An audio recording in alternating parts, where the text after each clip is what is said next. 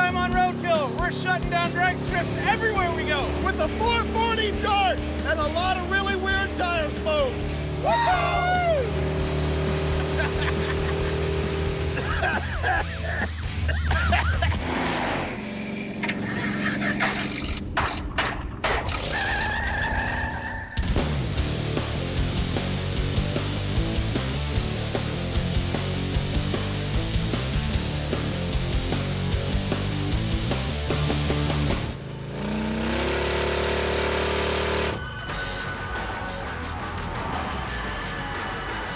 Check us out. We are at the Vice Grip Garage, Rusty Acres in Tennessee. More on that later, but more importantly, you've never seen my 68 440 Dart. I have not, and I like it. I love the hood scoop. It's pretty great. And this is the car, at least I think according to Instagram, that you've virtually restored. Virtually. Yeah. Almost. Yeah. Yeah, wait till you see under the hood. It's really impressive. This car has a great story.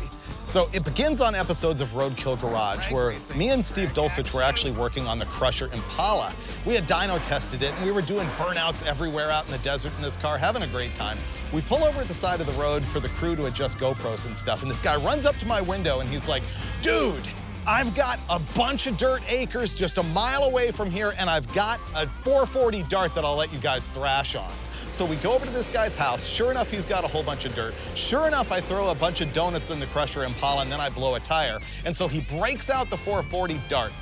This guy, Dusty, and I are out in the field just spinning Brodies in the thing. And in the middle of it, I go, dude, you have to sell me this car. And he was like, I'm not so sure, this, that, and the other. So weeks later, I actually talk him out of it. The reason I had to own this car is it reminds me so much of the Cheap Thrills Dart that I built at Hot Rod Magazine in 1994 and 1995. A lot of people remember it because it was the car that had the hose clamps for transmission mount. It was so Roadkill, like a full decade before Roadkill. And this is the same car. It's loaded what I suspect is a motorhome 440, 727 automatic. It's got a B-body 8 3/4 in the back. It's got 456 gears. It's just a fun car. But when Steve and I dragged it home, you would pop the hood and you would see this hideous teal and white paint job. So Steve and I pulled the engine out, detailed the whole thing, painted the engine compartment, put it back in, but it is still a turd motorhome 440. Here's my whole plan. We're here somewhere in the middle of Tennessee. I've got 2 drag strips I'm dying to go to, one of which is Memphis International Raceway. The track means a lot to me. Unfortunately, they're gonna close down. I wanna make my last pass. And after that epic drag strip I know you're gonna love, it's the most podunk hillbilly track you've ever seen, George Ray's Wildcat drag strip in Paragould, Arkansas. I'm pretty sure that's on a farm. Yeah, it is. I think it's a rutabaga farm. I want to go. And so that's our whole purpose here, and I'm sure we can get into some mischief and burnouts along the way, but there's a little wrenching to do to the car. It's got 456 gears in it, and we're gonna be on the highway, and I think we should throw some 323s in it that I mooched off of Derek from Vice Grip. That's hopefully not an open diff. Probably is, but he has a welder. Oh, Lincoln Locker. Yeah. I love that. Yeah, let's do it. Yeah. Okay, let's go over to the shop.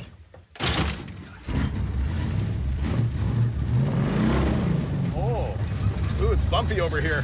I don't want to kill my oil pan first thing.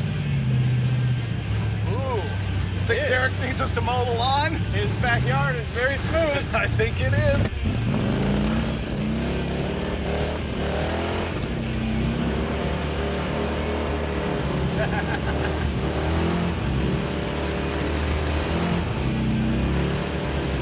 The grass will grow back in a week, don't worry. Right around the Christmas trees.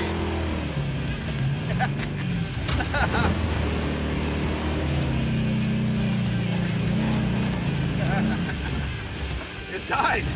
No, it lives. No, it died. No, it lives. Maybe we're running out of gas.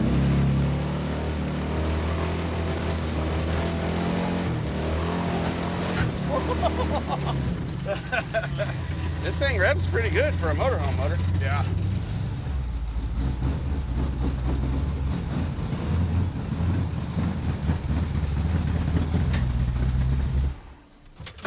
Okay. I may have plowed your field a little bit. That's all right.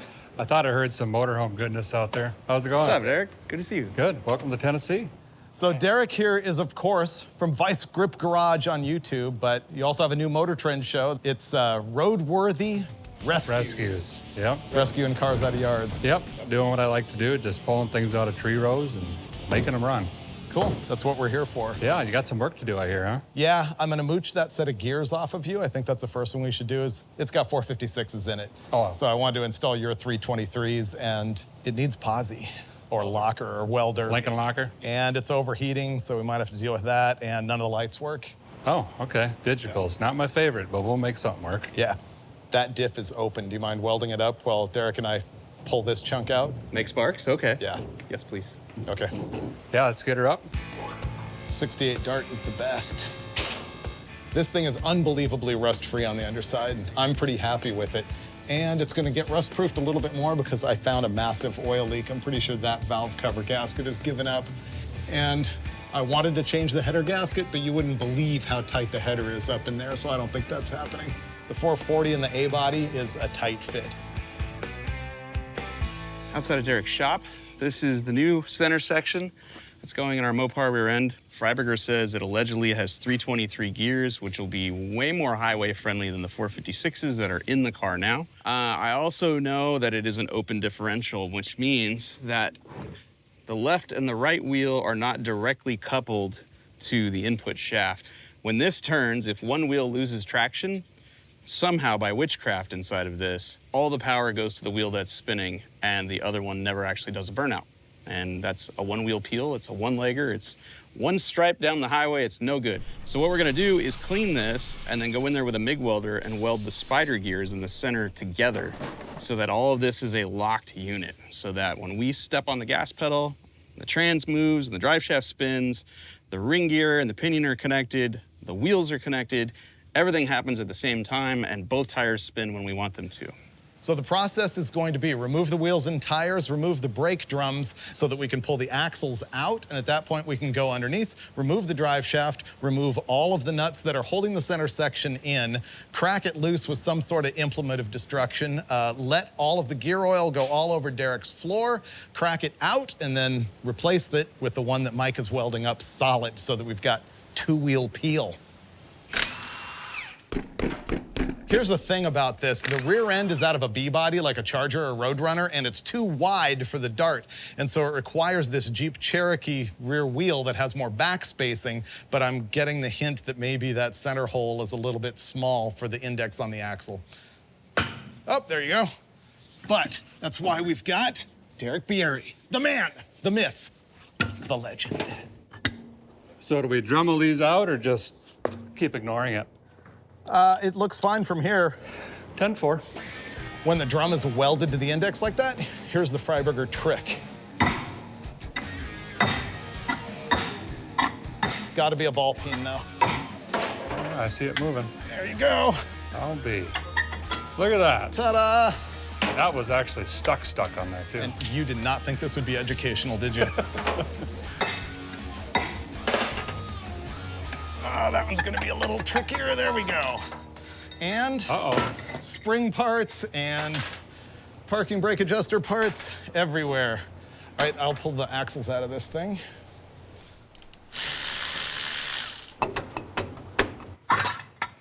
I've got goop already. You got that part? Yep.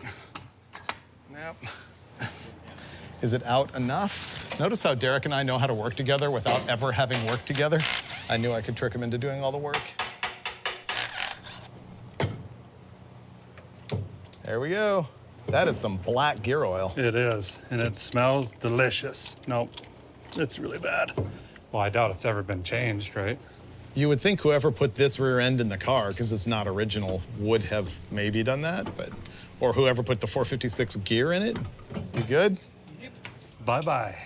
That's a little chewed up, isn't it? See where the pinion gear has been eaten on the carrier right here? Oh yeah, it's metal soup. All right, well, we won't be putting this back in for the drag races.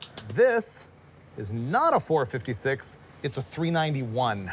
When I first got the car, it was revving so high on the freeway, we calculated the math and thought it was a 456. It's actually a 391, but the converter slippage was so radical that it seemed like it was a lower gear because the converter was letting the engine rev. Well, has been liberally cleaned. I have also coated the ring gear in anti-splatter gel, which is something you usually would stick in the end of your MIG gun nozzle to keep the weld from sticking to it. In this case, I don't want any of the MIG weld sparks or slag to end up on the ring gear, because that's one gear we're not trying to weld here. We're just trying to weld the spider gears directly to the right of the ring gear.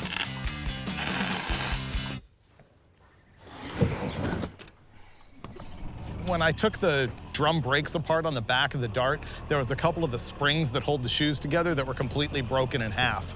And I said to Derek, hey, I noticed you got a couple dusters out in the Rusty Acres here. And so we're gonna take apart whichever one runs best. 75 is what these are? Yeah. You want one this starts on fire randomly, so let's do this one. There you go. Okay. Oh, too easy. Ta-da. Great. All right. And that's what friends are for. All right, when I buy this from you in like 3 years, I'll forget that that happened. Yeah. Something wrong with the brakes.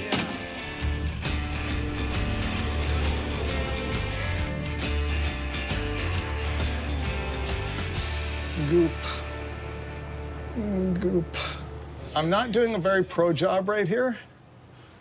All right, slam her in. So see, now when I turn this round thing is connected to that round thing, and that round thing, and then this round thing and this round thing are all gonna spin at the same time. Look at that. That means 2 tire tracks.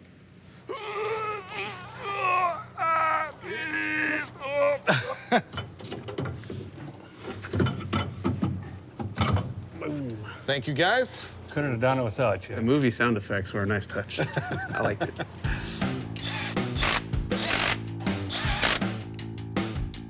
The Mopar 8 3/4 rear end's a little bit different than a typical muscle car rear end because you have to set the axle, bearing, end play. Think of when you put together a front disc or drum brake setup. You know how you have 2 tapered roller bearings and you have to tighten the big nut just to get the preload just right?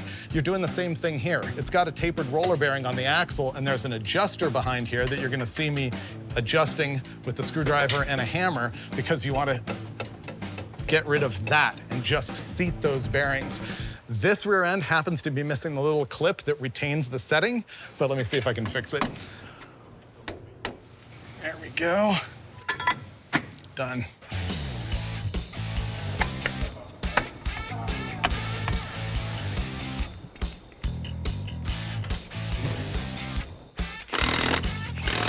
We're done with the rear end project and the brakes, and now we're moving on to trying to make at least the tail lights work, if not the headlights too.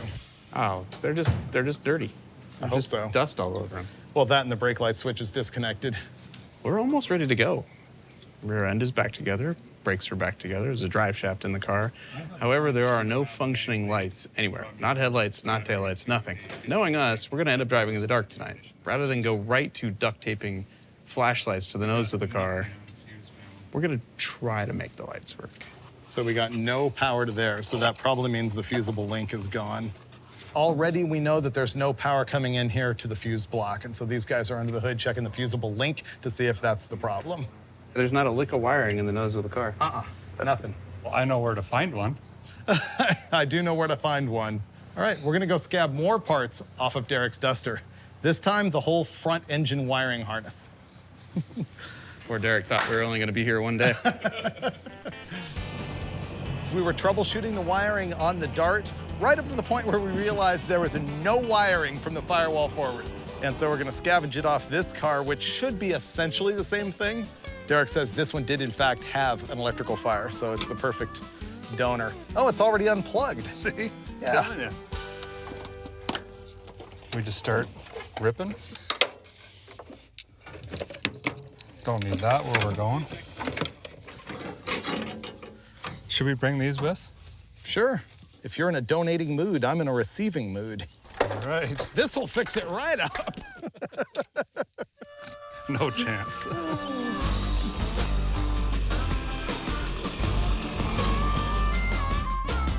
This is the wiring harness out of the Duster, and we're gonna give it a little hedge trimming, get rid of a lot of the stuff we don't need. We're going by memory, online wiring diagram and dead reckoning. Like, that car had electronic ignition. We don't need that. We do need the whole headlight wiring harness. We kind of want the charging voltage regulator wiring harness. All right, let's plug it in. So that would be your side, right? Alternator-ish. Yep. This would kind of come this way. Whoever restored the engine compartment forgot to put all the wiring back in here. I don't see a single ground cable, charge wire, nothing. It's impressive that it even ran.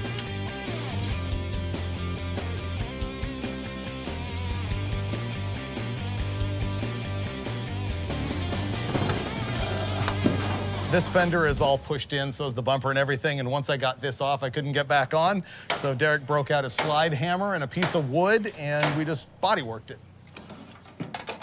Ah, Oh, look at that. like a glove. Perfect. Nice. Thank you. Yeah, look at that. This is the moment. We've got either success or fire. Mike's hooking up all the power. Got like 4 different power wires now hanging off everything. Ready? You ready to, All the candle powers, please. yeah, headlights? Yeah. Yeah. How about brights? Yes. Wow. Both of them? Yes. No smoke either. How about taillights? Taillights. Oh, you got a side marker back here, bro. Here's a side marker. It's the O-Dart. So is this running lights? Yeah. You're blinking the right. Blinking left? Now you're blinking the left. Okay, still no brakes, right? Oh, there's no power going to the brake light switch.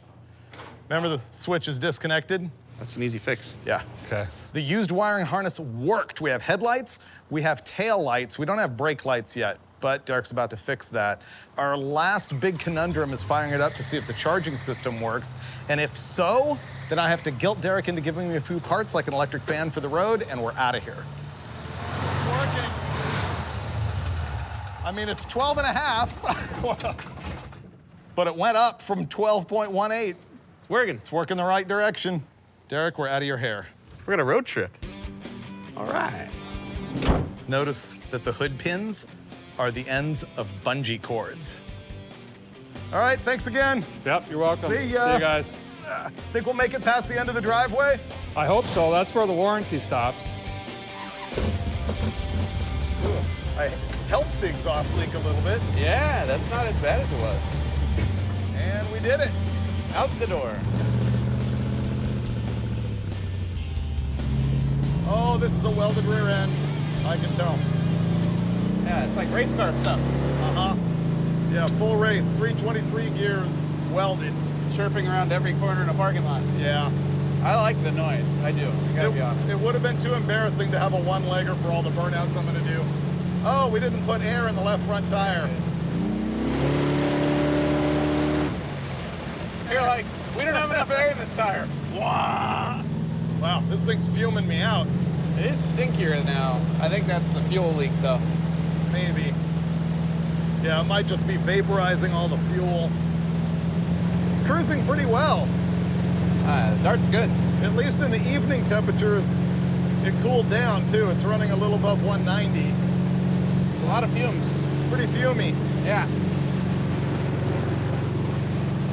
I'm going full on happy dog mode. Get out the window. All right, that's better. Much better. I don't know if that's exhaust. I think that's the gasoline. You're right, that's raw gas. Yeah, I smell fuel. Yeah. Oh, there we go. I got the perfect position of the hand. Do the hand scoop? Yeah. Yeah. Ducting the fresh air into my nostrils. Straight to the gills.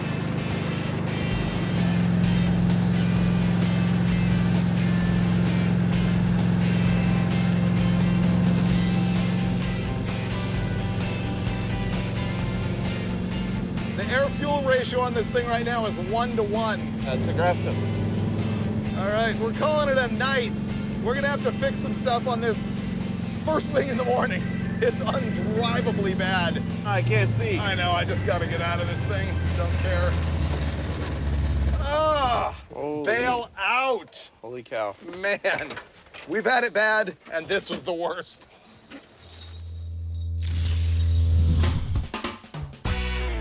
Good morning from steamy Nashville. The drive last night was excellent. except for the parts that were intolerable. Yeah, all 34 miles of that drive was pretty much the worst I've had in a decade. Yeah, our eyes were bleeding from the gas fumes and exhaust fumes inside the car. So we got to deal with that and overheating and no fuel filter. Valve cover gaskets are all leaky. Yeah, oddly enough, the engine compartment restoration didn't include any of the things that make the car work, like wiring and a fuel filter. I don't know, it's weird. It looked great though. It looks amazing. It just works like crap. We already found out that our radiator cap was junk, so we're gonna slam another one of those on. Hopefully that solves the cooling problem. If it doesn't, we'll put on an electric fan later on. I really would like to figure out how to fix the fuel leak at the gas tank, because I think it was actual raw gasoline vapor in the car yesterday. So I'll take this off, tape around the neck as best I can, put this back on, put a hose through it, tape this whole thing, and maybe that'll help. Maybe. Mike moved on to the noxious fume abatement program back at the trunk, and I'm gonna start off here with the fuel filter. I'm trying desperately not to ruin this expertly built hardline that Steve Dulcich on Roadkill Garage assembled for me. I think I can get the filter down at the bottom, in between the fuel delivery pipe and the fuel pump itself. Right now the hose is only about that long, and so I'm gonna have to put a big whoop-de-doo in it, but it's better than hacking that brilliance right there. We're going to tape up the fuel filler. We're going to add the vent hose to the fuel filler that's completely missing and pointed into the trunk. We're then going to tape up all the holes in the trunk and probably tape the trunk lid to the car because it's missing the seal around the trunk. And what happens is the exhaust that's dumping out back here ends up doing one of these deals and going right back into the car, suffocating us. All right, I already made a fuel leak. See if I can get this done quickly enough to avert total disaster. Note that I'm only using the really sticky stuff on the floor, not the outside of the vehicle, because this would take what's left of this paint job right off this car. This is unfun right now. There's the gusher. This is why I disconnected the battery, so I don't arc across the back of the alternator with a tool and set myself ablaze.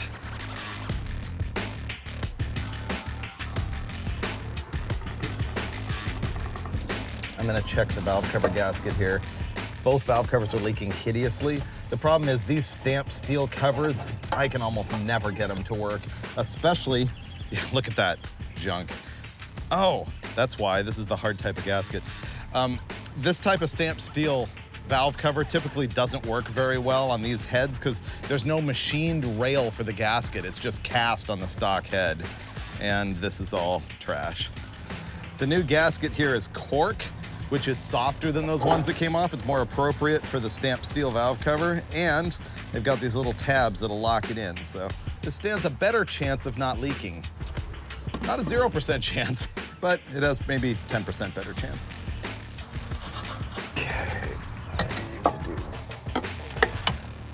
So in a normal car, this would be a problem. I'm just taping up the largest cargo area of the whole vehicle, but this is a 68 Dodge Dart. It's got all kinds of room behind the front seats for tools and luggage and everything else. So pretty much, because we're not hauling dead bodies in the trunk, this is an okay move to make. Except for the part where Freiberger gets mad that I taped on the patina. That's gonna be more better. We'll find out on the road, right? Ah, I feel good. We put way too much effort in it. Ready for the final mod? Going to eradicate all traces of exhaust and fuel with black ice. Black ice. Yeah, I don't think that covers the petroleum smell. Oh, yeah, it does. You combo the black ice with the vanilla. Oh, that's right.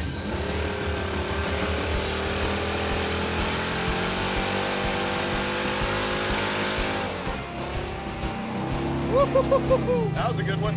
You went full-on Steve Dulcich. No warm-up or nothing, just wah! It's a motorhome 440. What could go wrong? I'm not suffocating at the moment. It sounds great. At higher speeds is when it was worse. Yes, that's the test, the highway.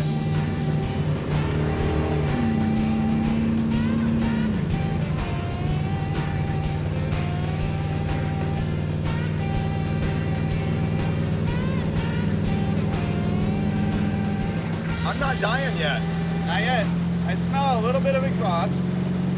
But that's normal. It's not as bad as it was, though. I think our new radiator cap's working. I do, too. It's at like 180 degrees right now. radiator, the tape, the black ice, it's all working. We're gonna make it to Memphis today. I just threw that out there. Ooh, we might drag race. Maybe. Well, it's been an interesting couple of hours. First off, we ran out of gas, which was expected, but man, that was a hairy freeway. Those semi-trucks were close. But we filled it up with, by the way, an excellent gas can. So then it started to rain here really badly. So we took our opportunity to stop here at Texas Tire because we'd been carrying a set of tires that Derek gave to us, and I know it really let him down if we didn't break them in properly. Yeah, So you gotta that's- warm them up yeah. before you get back on the open road. Of course. Yeah. Yeah, so that's what's gonna happen right now. Ready? Do your worst. I hope this works.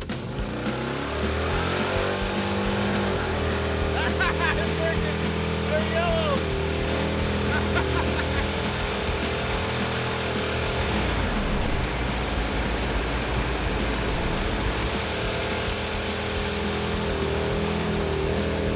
They are bright yellow.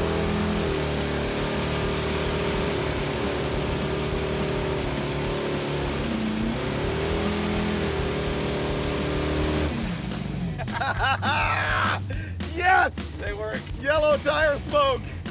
Oh, that was awesome. Oh, that was fun. Yep, Derek gave us yellow tires. He always goes with the blue and the red. Apparently he gets these things from Australia.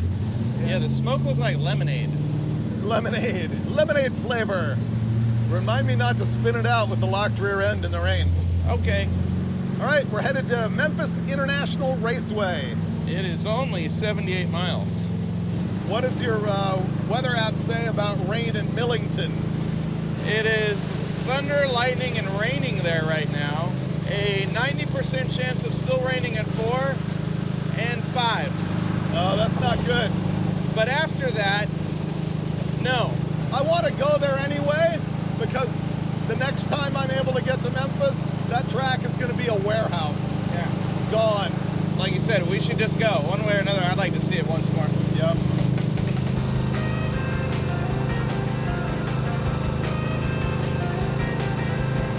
The Dart might be my best currently running highway cruising muscle car. It's pretty darn good. Not that many people get to drive around with a 68 Hurst Hemi Dart hood scoop.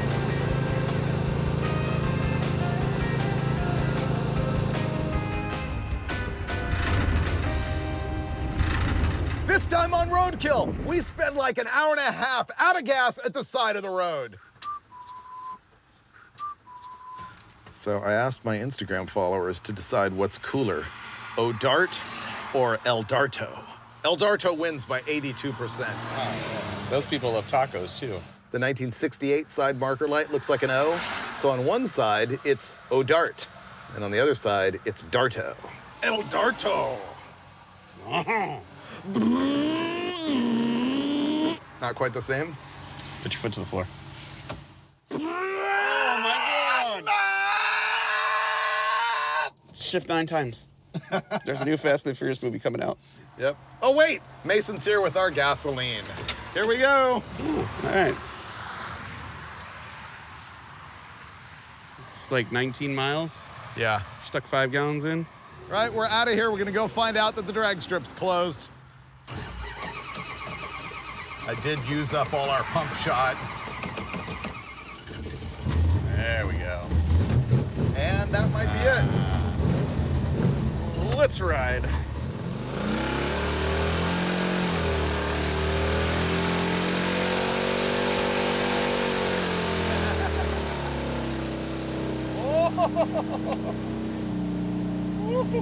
Not much smoke, it's too rainy. Oh man, the locked rear end in the moisture is unsettling. Yeah.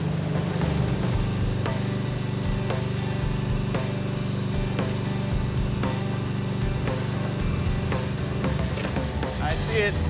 This place had a circle track, a drag strip, and a road race course. All gone. The first time I ever announced a drag race was here.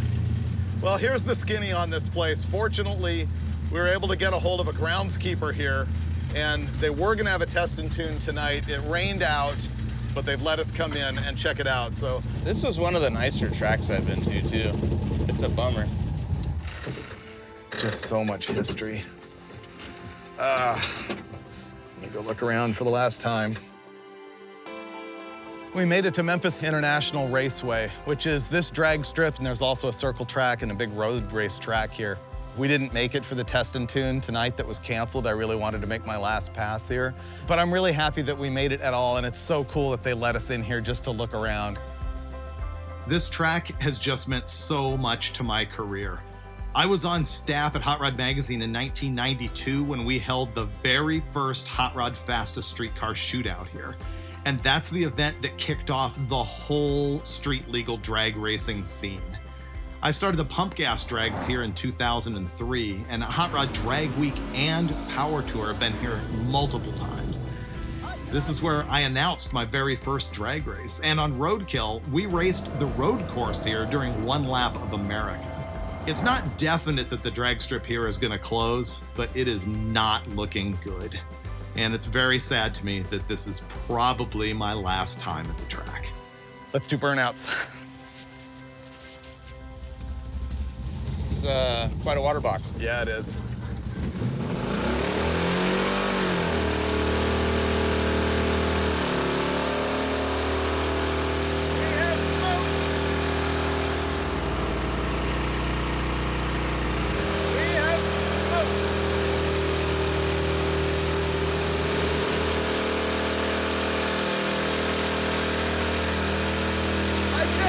Anymore. How about you?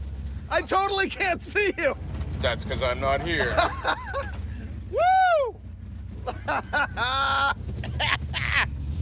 You're not on fire, though. Don't worry. Woo! Look at that. You just achieved full-on Cheech and Chong mode. That is awesome. Brilliant. This is a good demonstration of why we're suffocating while we drive. Oh, that was fun. But now we're going to drive all the way down for the last time.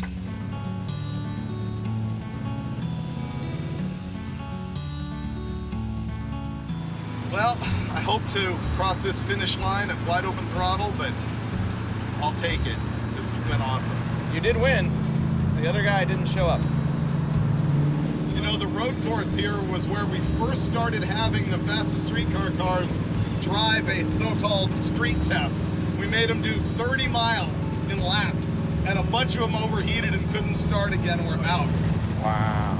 We did the drag strip, we did the road course, and the final element here at Memphis International Raceway is the 3/4 mile paved and banked oval track. It's been closed for a while, but it's still here, and Finnegan's gonna drive the 440 Dart for the first time.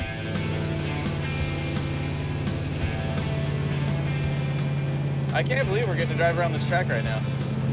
I can't believe I've never been in this track and all the times I've been to the drag strip. This is pretty spunky for a motorhome engine. This is cool. Imagine 6,000 people sitting in these stands. And going 180 right here, or whatever they do. Wow. Yeah, that's gnarly. Bye-bye, Memphis. Whee!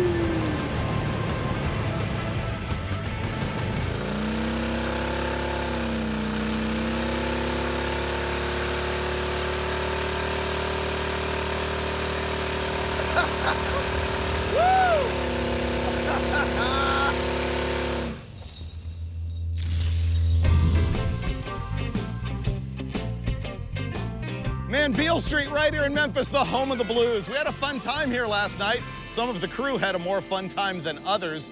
And this morning we ate breakfast at the historic Arcade Cafe. And now we're doing what? Another drag strip that probably isn't open. This one we know isn't open. So we're gonna head out to that. And then tonight we'll be at George Ray's drag strip for the test and tune. All right, let's go.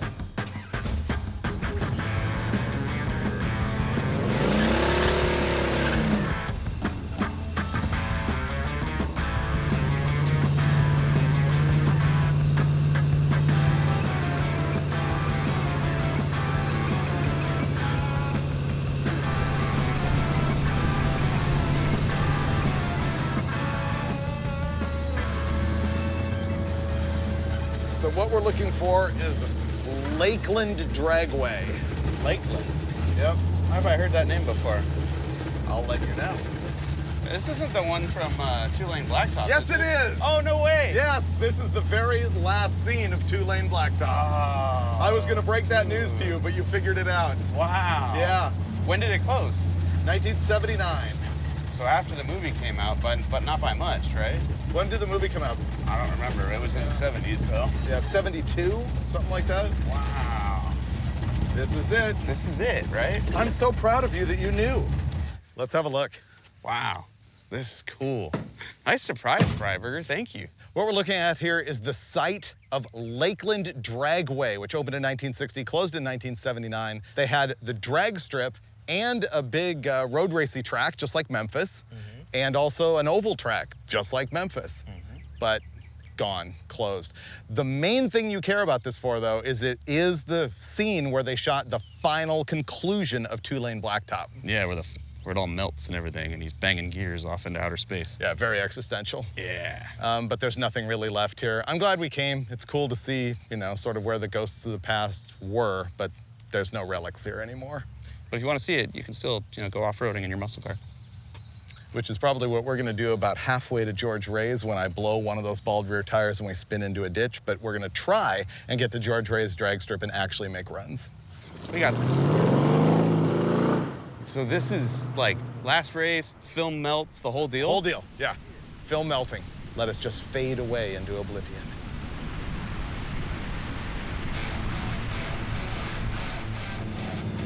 Here's the bridge and Mud Island. I've yet to break down on this one.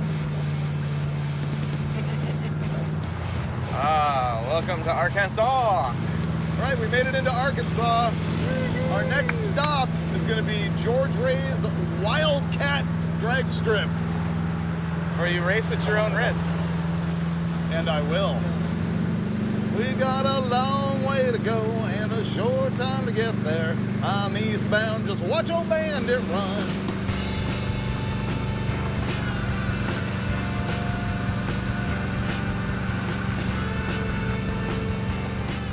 We made it to one of the most unique drag strips in the country.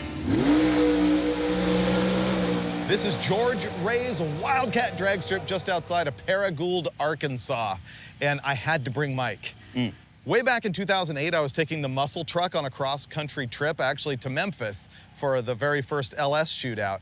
And we stopped by here and I was able to meet George Ray, the guy who founded this track in 1961. And what he told me is that he had taken one of his cars to an NHRA race and they wouldn't let him run because he failed tech. And he's like, I can handle this. I'm gonna build my own drag strip on his bean farm. And that's exactly what he did. He started laying in gravel, making a flat spot, and ultimately built a quarter-mile drag strip here. And as the car started getting faster, it went to 1/8 mile. So honestly, this is like one of the most raw and pure drag strips you'll find anywhere. And I haven't been here in a long time, but I'm gonna show Mike for his very first time. The first time I came here, it was the one that had been here since like the late 60s or something, and it was just falling down. They rebuilt this one a few years ago. This is so close to the surface, like, Yeah. if it launches a drive shaft. Yep. Look out.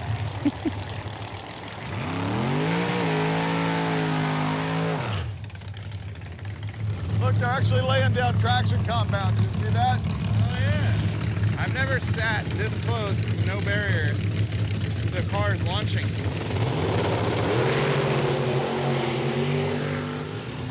So what are the top 5 most incredible reactions you've had so far at George Ray's? I'm just blown away by how close the parking lot is to the starting line.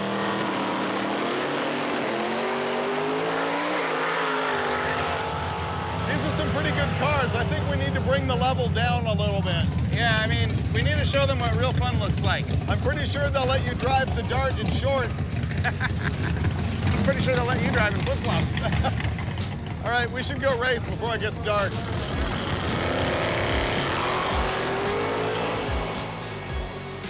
Well, here we go, the reason for this entire episode. I am finally gonna make a pass at one of the most special drag strips anywhere, George Ray's. It's gonna be anticlimactic performance-wise, but I don't care. It's gonna be huge for me personally. I'm gonna run my car at George Ray's. Oh, he found the water. Nice.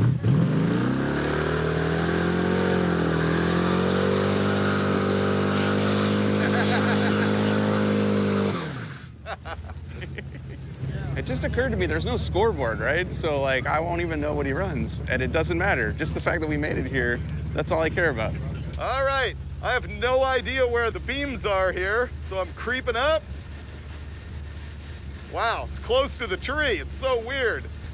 Okay, there's pre-stage, there's stage.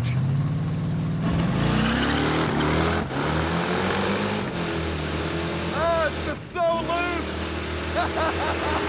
Wow. Okay, that was super sketchy, even in a really slow car. Oh, man. So here's how hardcore this place is. David was skating all over that racetrack. Like, I was like, ooh, lift, man, lift. Not a peep from the crowd here. It's like nobody even noticed. They're like, okay, yeah, let's get the next thing up here that's way more impressive or sketchy than what they just saw.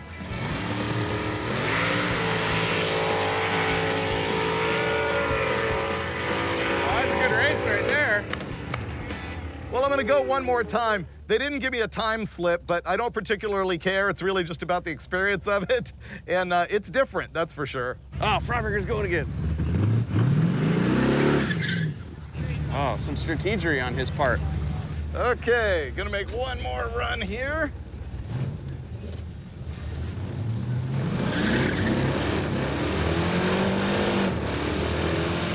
He is spinning his tires the whole way. Wow, it is so loose. Ah, I spun him in third gear, and it died. I think I sloshed my gas away from the pickup or something. Third gear, it just fell on its face. It's unbelievable how little traction this thing has. I consider this a gutless car. It is on street tires. It just didn't want to go anywhere. The track is so rough and loose. Well, there you have it. Our first ever trip to George Ray's Wildcat drag strip, and claiming success. I don't care that it fishtailed all the way down the track. We made it here, and that's all that really matters. We don't have the nicest car, we don't have the fastest car, but I guarantee we had more fun than anyone else. I don't know how those guys do it. I don't know, but yours was the sketchiest passes I've seen. I know, isn't it unbelievable? All over the place. Yeah, you were living. It was annihilating the tires all the way down, except for that last time I went into third and it fell on its face. I think it was sloshing gas away from the pickup. I don't think any of that matters. All I think that matters is that you just get here and go have fun. 100%. And whatever. That's what it's all about. Yeah. This is a bucket list item, as we often say. Just cross it right off. Cross it off. I'd been here, I'd talked to the man, I'd never made a pass, and it's handled. George Ray's is the most roadkill drag strip ever, and what a road trip this has been. I proved that my new big block dart is a great streetable beater. I got to wrench with my buddy Derek from Vice Grip Garage and welcome him to Motor Trend. When we hit the road, we saw that great abandoned drag strip that meant so much to Mike, and then we visited that Memphis track that is such a part of my life, and it's probably the very last time I'm gonna be there. But then we end on a high note at George Ray's, where I was able to rip a couple of passes that I've been waiting to make for 14 years since I was first there. It's just another example of Roadkill setting goals with buddies and making them happen. You know what? Forget the gas prices right now. Just eat more mac and cheese. Maybe skip some of the car mods you were planning on making and then hit the road. That is the Roadkill way.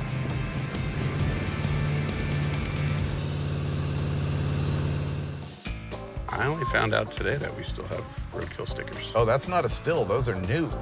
Oh.